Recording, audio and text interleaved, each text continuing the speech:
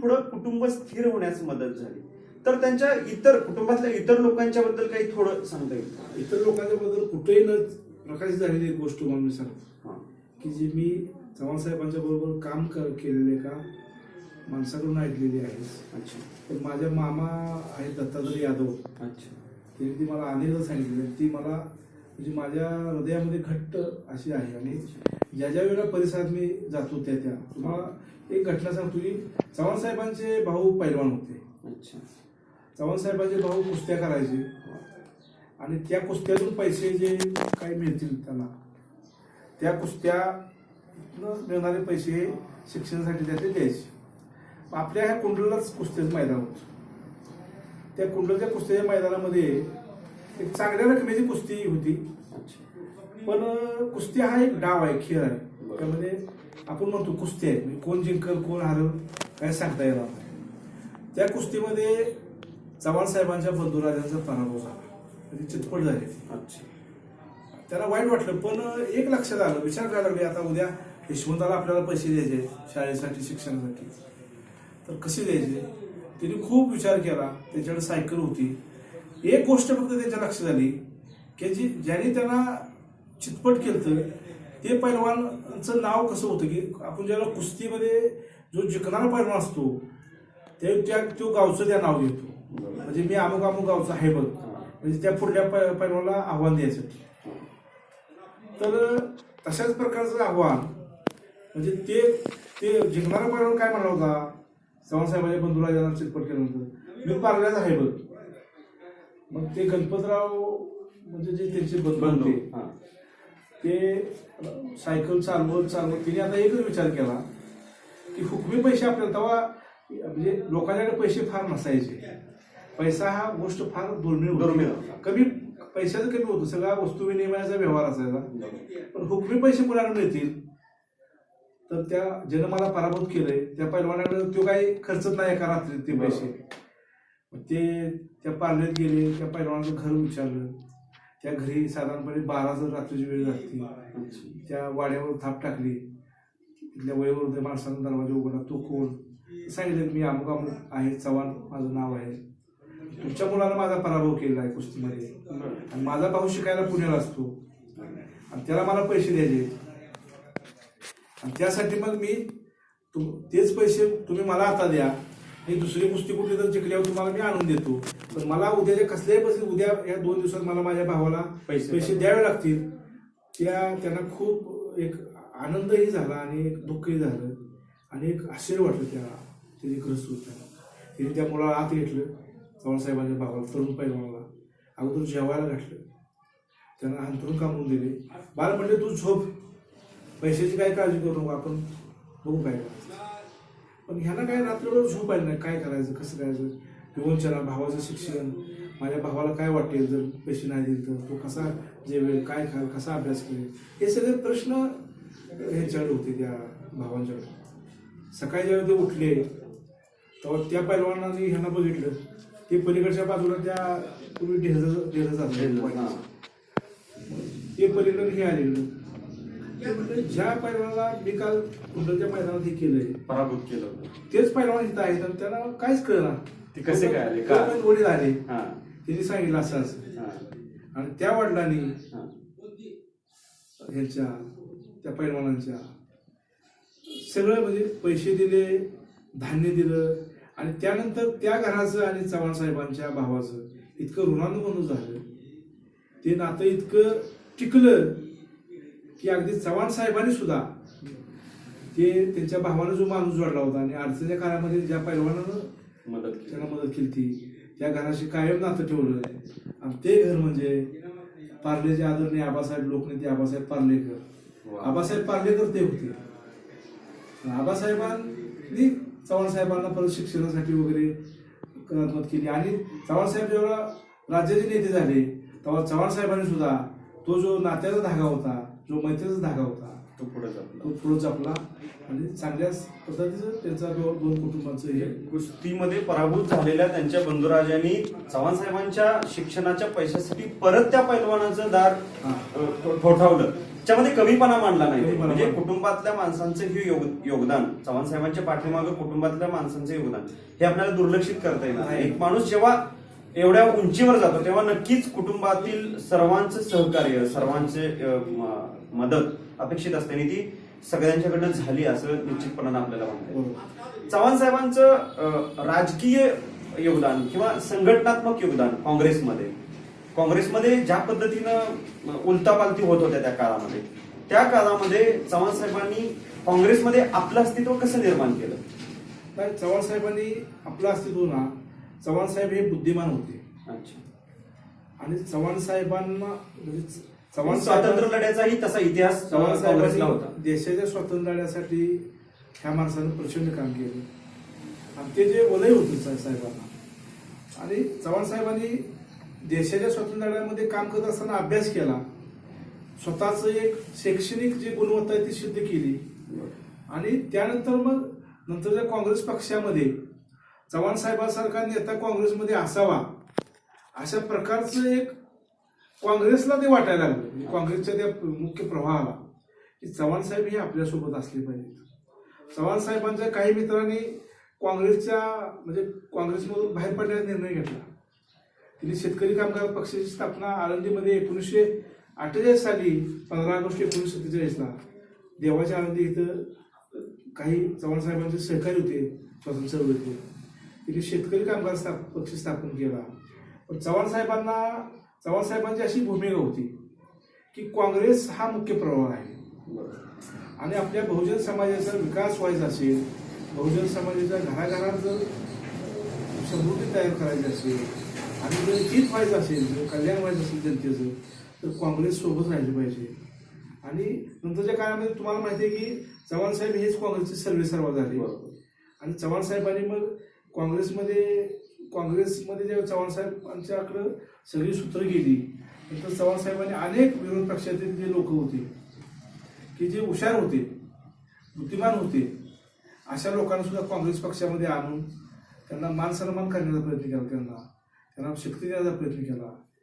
अशा प्रकारे संघटनात्मक कौशल्य साहेबांचं चांगलं होतं, त्यामुळे काँग्रेसला मजबूती देण्यामध्ये चव्हाण साहेब यशस्वी झाले की त्याचा परिणाम चव्हाण साहेब मग द्वैवार्षिक राज्याचा असो, सुरुवातीला पार्लमेंटरी सेक्रेटरी म्हणून असो किंवा मग गृहमंत्री, संरक्षण मंत्री आणि उपपंतप्रधान असो, म्हणजे पक्षामध्ये स्थान मिळवण्यासाठी आजच्या ज्या पुढाऱ्यांना ज्या पद्धतीनं काम करावं लागतं त्यापेक्षा कितीतरी पटीनं जास्त काम चव्हाण साहेबांना त्या काळामध्ये करावं लागलं होतं. स्वतःच्या बाजूने आमदार असणं, तेवढं संख्याबळ असणं, ह्या सगळ्या गोष्टी एक सामान्य कुटुंबातला खेड्यापाड्यातला माणूस दिल्ली दरबारी कमवू शकतो, जमवू शकतो. ही खरं तर आजच्या सगळ्या राज्यकर्त्यांना, राजकारणामध्ये येऊ इच्छिणाऱ्या तरुणाईला त्या पाठीमागे त्यांचा परिश्रम आहे, कष्ट आहे, राजकीय बौद्धिक चातुर्य आहे, कौशल्य आहे. तर हे सगळं झालं. चव्हाण साहेब या शिखरापर्यंत पोहोचले.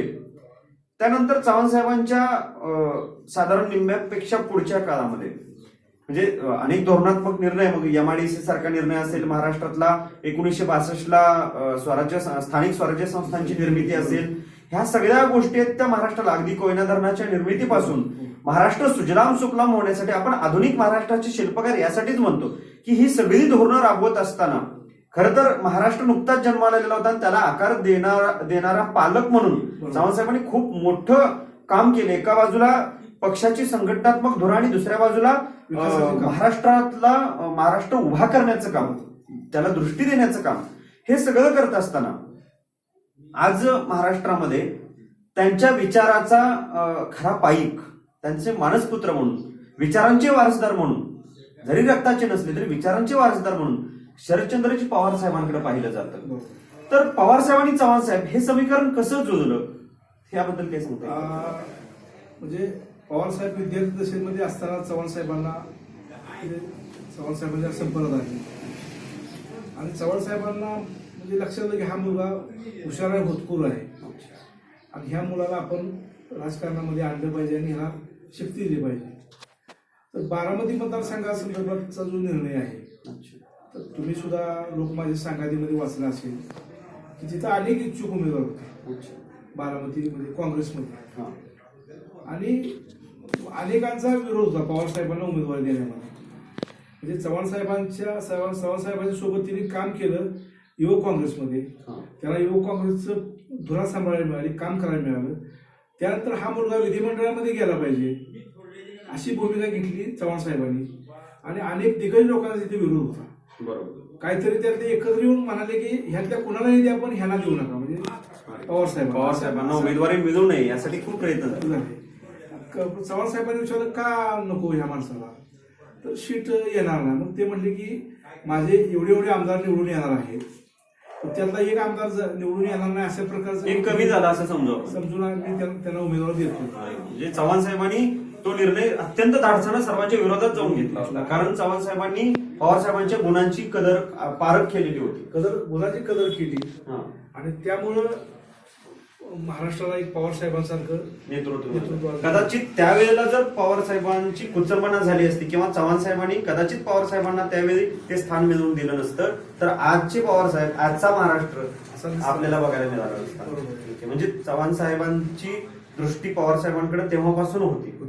तदनंतरच्या काळामध्ये चव्हाण साहेबांनी जी काही धोरणं आखली होती, म्हणजे स्थानिक स्वराज्य संस्था असतील, संरक्षण दलातली काही महत्वपूर्ण असतील, कृषीच्या बाबतीमध्ये असतील, त्या बाबतीमध्ये पवार साहेबांनी कशा पद्धतीनं काम केलं? नाही, चव्हाण साहेबांच्या म्हणजे जी काही चव्हाण साहेबांनी जो आखून रस्ता दिला, म्हणजे कृषी असेल, सहकार असेल, म्हणजे कृषी सहकार ही ग्रामविकास ही सामान्य माणसाच्या अगदी जीवन मरणाच्या आणि अविभाज्य भाग ज्याला आपण म्हणू अशा प्रकारची ही सगळी धोरणं आहे ती पवार साहेबांनी राबवलीच. पण चव्हाण साहेबांनी जे काही ठिकाणी स्वतःची काही मतं मांडली, काही भूमिका व्यक्त केल्या, हा पुरोगामी महाराष्ट्र हा कसा असला पाहिजे अशा प्रकारचे एक चव्हाण साहेबांनी काही एक स्वप्न पाहिलं होतं. आणि ते स्वप्न सत्यात उतरण्यासाठी पवार साहेबांनी म्हणजे प्रचंड कष्ट केलं. आणि तशा प्रकारचं साहेबांनी म्हणजे तुम्हाला मी काय उदाहरणं त्या संदर्भातले सांगतो की एक शिक्षणाचा एक भाग आहे त्यामध्ये. म्हणजे मी काही दिवसापूर्वीच तेव्हा बघितलं की मुक्त विद्यापीठ हे असावं महाराष्ट्रामध्ये. अनेक लोकांना परिस्थितीमुळं रेग्युलर शिक्षण घेता येत नाही. म्हणजे शिक्षणाची जी काही वेळ आहे 10 ते 5 किंवा सकाळी 8 ते 12, नोकरीमुळं, व्यवसायामुळं, शेतीमुळं अनेक लोकांना ते शिक्षण घेता येत नव्हतं. तर एक मुक्त विद्यापीठ महाराष्ट्रामध्ये असावं अशा प्रकारची भूमिका माझ्या माहितीप्रमाणे 1975 साली पवार साहेबांनी मांडली. पण पवार साहेब त्यावेळी विरोधी पक्षामध्ये. नंतरच्या काळामध्ये ज्यावेळी पवार साहेब मुख्यमंत्री झाले त्यांनी पहिला निर्णय घेतला की यशवंतराव चव्हाण मुक्त विद्यापीठ स्थापन करण्याचा. त्यासाठी तिने इंग्लंडला जाऊन इंग्लंडमधलं मुक्त विद्यापीठाचा कारभार पाहून आले आणि हा प्रयोग कसा सक्सेस होऊ शकतो महाराष्ट्रामध्ये ह्याचा अभ्यास तिने केला, त्याचं मॉडेल बनवलं, शिक्षण तज्ञांची मदत घेतली आणि चव्हाण साहेबांच्या नावानं यशवंतराव चव्हाण साहेबांचं विद्यापीठ, मुक्त विद्यापीठ. आज लाखो नोकरी व्यवसाय करणाऱ्या महिला असतील, शेतकरी असतील, अशांना ते बेरोजगार असतील, त्या लोकांना सुद्धा वेगवेगळ्या पदव्या, उच्च दर्जाचं शिक्षण सुद्धा आज या विद्यापीठातून घेता येते. म्हणजे दूरदृष्टी कशी असावी माणसाची. आणि ते स्थापन केलं आणि आज तुम्हाला त्यानंतर अनेक मुक्त विद्यापीठ आलेली. म्हणजे चव्हाण साहेबांची विचारधारा पवार साहेबांनी राबवली आणि पवार साहेबांनी घेतलेले अनेक निर्णय हे बाकीचे लोक राबवले, चांगले निर्णय. सहकारी क्षेत्रामधला सुद्धा निर्णय, साखर कारखानदारी या महाराष्ट्रामध्ये उभा राहिली पाहिजे म्हणून अनेक म्हणजे साखरेच्या कारखान्यांना परवानगी देण्याचं काम. म्हणजे कारण ऊस हे पीक आहे, ह्या ऊस पीक हे शेतकऱ्यांच्या आयुष्यात बदल घडवू शकतं, शेतकऱ्यांना समृद्धी आणू शकतं, शेतकऱ्यांना सुखी करू शकतं, हे पवार साहेबांना माहिती होतं. त्यामुळं पवार साहेबांनी शेतकऱ्यांना ऊसाकडे वळवण्यासाठी, शेतकरी जर ऊसाकडे कसा वळेल तर कारखाना पाहिजे, म्हणजे कारखाने उभा केले. कारखानदार काय अडचणी असतील, काय हे तयार झालं असेल तर त्यांना मार्गदर्शन करणं, अशा प्रकारचं काम पवारसाहेब करत आहेत ते तुम्हाला दिसते. मला हे सगळं पवार साहेबांचं आहेच, म्हणजे ही मोठी काम आहे ती. तुम्हाला एक 2-3 प्रश्न सांगतो मी की पवार साहेब हे सामान्य उपेक्षित माणसाला सुद्धा कसा न्याय देऊ शकतात ह्या संदर्भात तुम्हाला मी सांगतो की 1994 साली त्यांचा सत्कार म्हणजे लावणी सम्राज्ञी यमुनाबाई वाईकर यांचा सत्कार पवारसाहेबांच्या हस्ते होता. त्या समारंभामध्ये बोलताना यमुनाताई वाईकर असं म्हणाल्या की परमेश्वरा माझं आयुष्य पवारसाहेबांना द्यावं. त्यानंतर पवारसाहेबांचं भाषण सुरू झालं. ते शब्द ऐकून पवारसाहेब खूप हळवे झाले. पवारसाहेब म्हणाले की आशीर्वाद कोणीही कोणाला देऊ शकतो, पण एखादा माणूस माझं आयुष्य दुसऱ्या माणसाला मिळावं असं कसं काय म्हणू शकतो. आणि तिथंच पवारसाहेबांनी जाहीर केलं की माझे आयुष्यभर मी ह्या लोककलावंतांना कधी विसरणार नाही किंवा त्यांच्या प्रश्नासाठी काम करेन आणि त्यांच्यासोबत मी कायम राहीन. आणि आज अखेर म्हणजे तुम्ही अनेक गोष्टी घेऊ शकता. कुस्तीमधलं काम आहे, कुस्तीमधल्या हरिश्चंद्र बिराजदार मामांच्यापासून ते डबल महाराष्ट्र केसरी चंद्रहार पाटील असतील, आप्पासाहेब निर्लेकर असतील, सगळे महाराष्ट्र केसरी, हिंद केसरी. म्हणजे पवारसाहेब हे राजकारणी नेते आहेतच, ते कुस्ती महाराष्ट्र राज्य कुस्तीगीर परिषदेचे अध्यक्ष आहेत. क्रिकेटचे ते पदाधिकारी, क्रिकेटमध्ये तिने काम केलं आहे. साहित्य संस्थांमध्ये पवारसाहेब काम करतायत. यशवंतराव चव्हाण प्रतिष्ठानच्या माध्यमातून वेगळे उपक्रम ते त्यांच्या ह्यात राबवले. म्हणजे राजकारणी म्हणून, मुख्यमंत्री म्हणून, विरोध पक्षनेता म्हणून, खासदार म्हणून, संरक्षण मंत्री म्हणून, कृषी मंत्री म्हणून पवारसाहेबांनी जे काय या महाराष्ट्रासाठी आणि देशासाठी जे काही केलं. म्हणजे मराठवाड्यामधले माझे एक मित्र प्रदीप देशमुख, तर ते पवारसाहेब कृषी मंत्री झाल्यानंतर, कृषी मंत्री झाल्यामुळं पवारसाहेब नेमके काय बदल झाले मराठवाड्यातल्या काही गावामध्ये ही जी आकडेवारी आणि त्या संदर्भातला ते अभ्यास करतायत. तिने खूप आकडेवारी सहित काही एक अहवाल तयार केलाय त्या संदर्भातला. म्हणजे पवारसाहेब कृषी मंत्री झाल्यानंतरचा शेतकऱ्यांच्या जीवनामध्ये झालेले बदल आणि पवारसाहेब शिक्षण कृषी मंत्री व्हायच्या अगोदरचे शेतकऱ्यांची अवस्था आणि पवारसाहेब कृषी मंत्री पदावरून बाजूला गेल्यानंतरची शेतकऱ्यांची अवस्था म्हणजे आजची अवस्था, या संदर्भात खरं तर आपण एक अभ्यास केला तर पवारसाहेबांचा जो 10 वर्षाचा कृषी मंत्री पदाचा जो काळ होता तो किती उज्ज्वल होता शेतकऱ्यांसाठी हे आपल्या सगळ्यांच्या लक्षात येतं. एकंदरीत पवारसाहेबांची जडणघडण, पवारसाहेबांचं राजकीय उंची हे याची सगळी पाळंमुळं चव्हाण साहेबांच्या जीवनामध्ये होती. म्हणजे चव्हाण साहेब ज्या पद्धतीनं वाटचाल करत होते किंवा चव्हाण साहेबांनी ज्या पद्धतीनं एक मार्ग आखून दिलेला होता त्या पद्धतीनं चव्हाण साहेब पवारसाहेब काम करत होते अशा पद्धतीनं आपल्याला नक्की म्हणता येईल. दुसरा एक असं मला सांगायचं की आता आपण जे म्हटलो की चव्हाण साहेब ज्या पद्धतीनं मराठी साहित्य संस्कृती स्थापनाच माझ्या माहितीप्रमाणे मराठी साहित्य संस्कृती मंडळाची स्थापनाच चव्हाण साहेबांनी केली. म्हणजे मराठी साहित्य, मराठी संस्कृती, मराठी लोककला, लोककलावंत याकडं बघण्याची दृष्टी, साहित्याकडे बघण्याची दृष्टी चव्हाण साहेबांची खूप व्यापक होती. त्या अनुषंगाने आणि चव्हाण साहेब स्वतः खूप मोठे रसिक होते. त्यांना ऐकायला, लिहायला त्याबद्दलचा व्यासंगही खूप मोठा होता.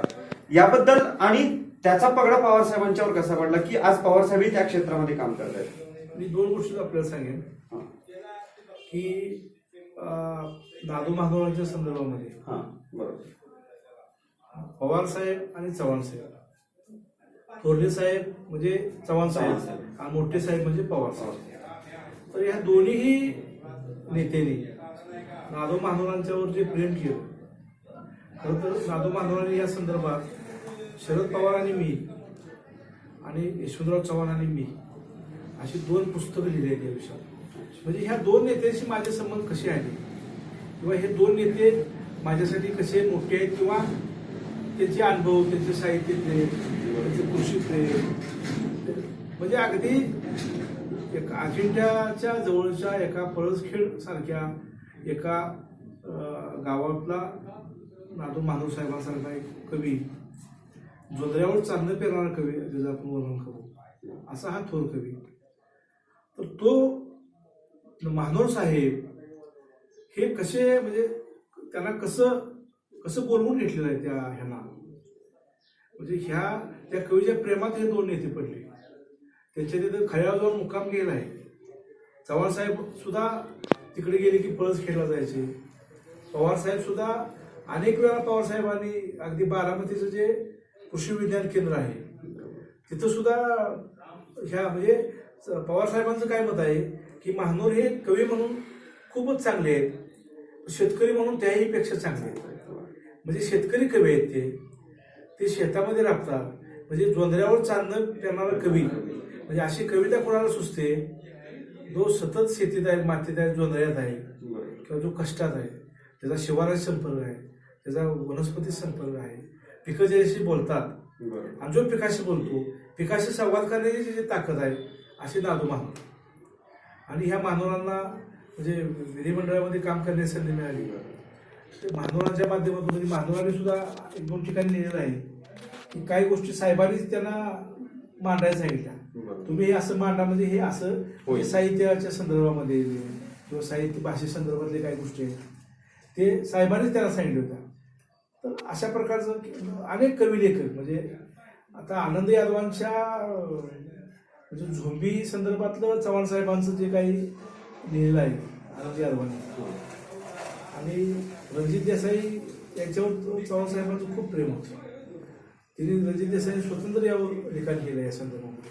म्हणजे एकूण चव्हाण साहेब ते पवार साहेब असं आपण जेव्हा म्हणतो त्याच्यामध्येही काही मुख्यमंत्री, मग वसंतराव नाईक असतील, वसंतराव दादा पाटील असतील, बॅरिस्टर अंतोले साहेब असतील किंवा अजून काही, पण साहित्याबद्दल किंवा याबद्दल इतका मोठा व्यासंग, अष्टपैलू व्यक्तिमत्व आपण ज्याला म्हणतो, ते या दोन व्यक्तींनी इतकं अन्य कुठल्या व्यक्तींमध्ये इतकं आढळलं नाही. कदाचित चौफेर माणूस असतो, पण ज्या पद्धतीने यशवंतराव चव्हाण साहेब चौफेर व्यक्तिमत्व होते, अगदी तसेच पवार साहेब हे त्यानंतरचे दुसरे मुख्यमंत्री ठरले.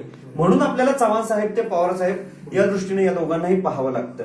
दोघांची उंची खूप मोठी आहे. मधल्या काळातल्या मुख्यमंत्र्यांनीही त्या पद्धतीनं काम केलं, राज्य चालवलं. परंतु आजही महाराष्ट्राला चव्हाण साहेब आणि पवार साहेब या दोन व्यक्तींबद्दलचा आदर, या दोन व्यक्तींबद्दलचा अभ्यास करताना काहीतरी वेगळेपण जाणवतं, काहीतरी वेगळेपण. दोघांनाही संघर्ष करावा लागला, दोघांनाही राजकीय उपेक्षा. आता मी त्या मुद्द्यावर येतोय की एका विशिष्ट टप्प्यावर गेल्यानंतर मात्र, म्हणजे खरं तर चव्हाण साहेब सुद्धा पंतप्रधान पदाचे उमेदवार दावेदार होते. पवार साहेबांनी एका मुलाखतीमध्ये खूप छान सांगितलं की सर्वांना माहिती असेल कदाचित की चव्हाण साहेब सगळ्या महाराष्ट्रानं, देशातल्या अनेक मुख्यमंत्र्यांनी की चव्हाण साहेब आता तुम्ही पंतप्रधान, मला वाटतं राजीव गांधींची हत्या झाल्यानंतर, आता तुम्ही पंतप्रधान पदाचे दावेदार आहात, तुम्हीच आहात, आणि आता तुम्ही हे आमचं पत्र घ्या आणि इंदिराजींच्याकडे जावा तुम्ही की आता मी आहे म्हणून. परंतु चव्हाण साहेबांनी सांगितलं की मी एक अर्ध्या तासाचा मला वेळ द्या. त्यानंतर ते जातात, इंदिराजींना फोन करतात आणि त्यानंतर त्यांच्याशी बोलताना ते खरं तर संयुक्त महाराष्ट्राच्या लढ्यामध्ये नेहरूजींचं मन वळवण्यासाठी इंदिराजी किंवा काँग्रेसनं ज्या पद्धतीनं चव्हाण साहेबांशी संपर्क ठेवला किंवा चव्हाण साहेबांनी यामध्ये ज्या पद्धतीनं मध्यस्थी केली, त्याचा एक कदाचित आदर राखायचा म्हणून चव्हाण साहेबांनी चर्चा मी पंतप्रधान पदाचा उमेदवार म्हणून पाठिंबा घेऊन आलोय असं न म्हणता त्यांनी थेट इंदिराजींना आपण नेतृत्व करावं असं म्हटलं. आणि त्यानंतर इंदिराजींचं थेट उत्तर असं आलं की तुमच्या सर्वांच्या पाठिंब्यावर मी देशाचं नेतृत्व करायला तयार आहे. एक वाक्य, फक्त चव्हाण साहेबांचं एक वाक्य त्यांना त्यांच्या पदापासून दूर घेऊन गेलं. कदाचित तिथं पवारसाहेब सांगतात की कदाचित तिथं जर चव्हाण साहेब असं म्हटले असते की मला एवढ्या लोकांचा पाठिंबा आहे आणि आता मी या पदाचा उमेदवार आहे किंवा दावेदार आहे, तर कदाचित चित्र वेगळं असतं. म्हणजे या महाराष्ट्राचा एक पंतप्रधान, एक सामान्य घरातला कुटुंबातला व्यक्ती पंतप्रधान पदापर्यंत जाता जाता कसा राहिला आणि मग पुन्हा त्या इतिहासाची पुनरावृत्ती बऱ्याच वेळेला कशी झाली, याबद्दल काही सांगता येईल का आपल्याला पवार साहेबांच्या बाबतीमध्ये? आपल्या मराठी मातीला पडलेलं स्वप्न आहे, मराठी मातीला पडलेलं स्वप्न, पंतप्रधान पद महाराष्ट्राला मिळावं, म्हणजे माझीच नाही तर तुमची सगळ्यांची, या महाराष्ट्राची इच्छा. चव्हाण साहेबांच्या बाबतीमध्ये हे सगळं घडलं, तुम्ही सांगितलं.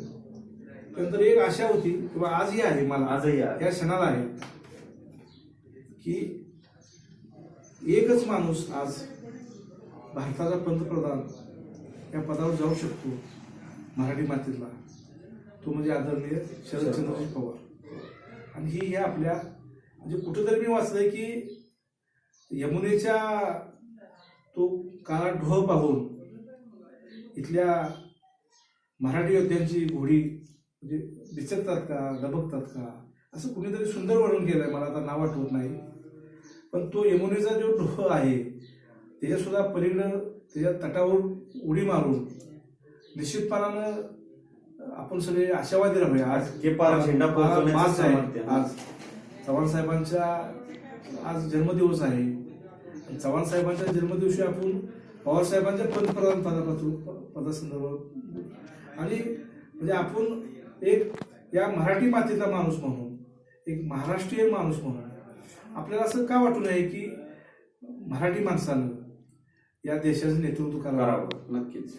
आणि तशा प्रकारचं आपल्या प्रत्येकाला वाटतंय. आता भविष्यात काय आपल्याला माहित नाही, आपण काय राजकारणात काम करत नाहीये, पण भविष्यात आपण तसे आशा ठेवूया की एक ना एक दिवस हा इथला माणूस आहे, हा या देशाच्या पंतप्रधानपदी विराजमान होईल अशा प्रकारची अपेक्षा आपण खरं तर व्यक्त करूया. आणि तशी आपली इच्छाशक्ती आहे सगळ्यांची, ती सर्वांची आहेच, महाराष्ट्राची आहे. तशी सदिच्छा आपण व्यक्त करूया. तर चव्हाण साहेब ते पवार साहेब या दोन चरित्रातून नव्या पिढीनं काय शिकावं, राजकीय जीवनामध्ये कशा पद्धतीनं पुढे वाटचाल केली पाहिजे, या महाराष्ट्राचं आज पवार साहेबांच्याकडे आपण त्या आशेने पाहतो आहोत. पण उद्या ज्या पद्धतीनं छत्रपती शिवाजी महाराज असतील किंवा ज्या पद्धतीनं संताजी धनाजींनी ज्या पद्धतीनं आपला महाराष्ट्राच्या मातीनं अटकेपार झेंडा रोवला, आपलं चुणूक दाखवली, सामर्थ्य दाखवलं, हे सामर्थ्य दिल्ली दरबारी टिकवून ठेवण्यासाठी महाराष्ट्राच्या मातीतल्या, आता राजकीय पक्ष आपण बाजूला ठेवूया, पण महाराष्ट्राच्या मातीतून अशी नेतृत्व निर्माण होण्यासाठी चव्हाण साहेब आणि पवार साहेब या दोन नेतृत्वाकडून या नव्या पिढीनं काय शिकावं. ह्या नव्या पिढीनं जनतेत गेलं पाहिजे आणि प्रचंड अभ्यास केला पाहिजे आणि प्रचंड कष्ट केले पाहिजे. दुर्दैवानं आज तसं दिसत नाही आपल्याला. काही सन्माननीय जर अपवाद वगळले तर असा एकही युवा नेता आपल्याला जे पवार साहेबांच्या आणि चव्हाण साहेबांच्या तोडीचा, म्हणजे आता ह्या क्षणाला तरी आपल्याला तसं काही वाटत नाही. अजून भविष्यात घडू शकतात कष्टानं, वाचन, समृद्धी करून. जनतेपासून चव्हाण साहेबांचं काय वैशिष्ट्य होतं, आपण मुलाखतीच्या पहिल्या टप्प्यात सांगितलं की भाई वीर मानेला ते त्यांच्या मित्राला, बालमित्राला तापा थांबवला आणि ते भेटायला गेले आणि तिथं अभिमानानं सांगितलं सगळ्या माणसांना की हा रस्त्यावर जो काम करणारा किंवा जो मनुष्य आहे हा माझा मित्र आहे. पवार साहेबांचे असे अनेक उदाहरण, मी परवाच माझे मित्र गौरव साबळे म्हणून आहेत, त्यांचं गाव आहे सातारा तालुक्यातील शिवतर गाव. परवा त्यांना मी भेटायला गेलो. त्यांचे वडील गोरखनाथ साबळे म्हणून होते. तर 1978 पासून जे पवार साहेबांचे सहकारी, समाजवादी काँग्रेसचे, राष्ट्रवादी काँग्रेसचे, ह्या सगळ्या काळामध्ये गोरखनाथ साबळे त्यांना नाना म्हटलं जायचं. तर नानांनी त्यांना मदत, म्हणजे नाना नेहमी साहेबांच्या बरोबर आहे. गोरखनाना हा पवार साहेबांचा 5व्या फळीचा कार्यक्रम होता. गंमत लक्षात घ्या. तर एक दिवस सातारा कार्यक्रम होता. पवार साहेबांच्या नजरेला गोरख साबळे बसलेले दिसले. 5व्या फळीचा किंवा 4थ्या फळीचा कार्यक्रम होता. पवार साहेबांनी तिथल्या जिल्ह्यातल्या नेत्याला विचारलं की गोरखचा मुलगा, म्हणजे गोरखला किती मुलं आहेत? तर गोरखला एक मुलगा आहे. शिक्षण किती झालेलं आहे? शिक्षण सांगत झालं. म्हणजे त्याच्या आपण काहीतरी पोट, म्हणजे त्याला काहीतरी ताकद दिली पाहिजे. आणि त्यानंतर मग तिथल्या नेतृत्वाला गोरखला संधी दिली एका संस्थेमध्ये काम करायची. तर 4थ्या-5व्या फळीतल्या कार्यकर्त्यांच्या मुलाबाळाची सुद्धा काळजी करणारा हा महाराष्ट्राचा लोकनेता शरदचंद्रजी पवार साहेब. म्हणजे अशा चव्हाण साहेब आणि पवार साहेबांमधलं हे साधर्म्य किंवा हे साम्य आपल्याला नमूद करायला पाहिजे. हे महत्वाचं आहे की म्हणजे एक सामान्य की जो माणूस ग्रामपंचायतीला निवडून सुद्धा आलेला नाही किंवा उभा सुद्धा राहिलेला नाही, फक्त पवार साहेबांच्या कार्यक्रमाला जाणं आणि पवार साहेबांवर खूप प्रेम करणं. बरोबर. म्हणजे तुम्हाला सांगतो, मी दरम्यानच्या काळामध्ये आम्ही अशी खूप माणसं शोधली पवार साहेबांमध्ये. सांगोला गावामध्ये अरुण काळे नावाचे एक माझे मित्र आहेत. काय ते म्हणजे त्यांचं इतकं प्रेम आहे पवार साहेबांच्यावर की याची ज्यावेळेला मी मुलाखत घेतली तेव्हा ते म्हणजे पवार साहेब म्हणजे माझं सर्वस्व. पवारसाहेबांना तो मनुष्य आयुष्यात एकदा सुद्धा भेटलेला नव्हता. एकदा उजळते भेटले, एकदाच भेटले होते आयुष्यात.